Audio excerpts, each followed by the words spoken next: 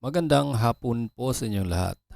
Narito na po ang resulta ng 5 PM draw ngayong March 12, 2026, araw po ng Huwebes, para sa mga games na 2D Lotto at 3D Lotto.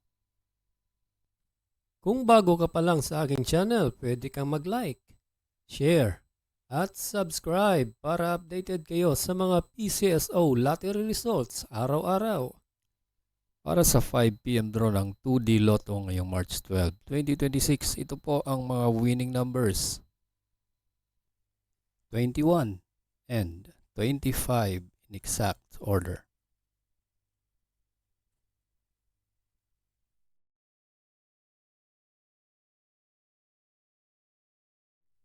Para sa 5 PM draw ng 3D Lotto, ito po ang mga winning numbers: 6, 2, and 2 in exact order.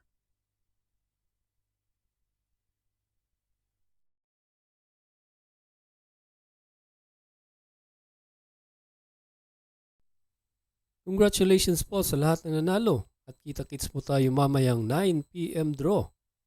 Thank you for watching. God bless us all.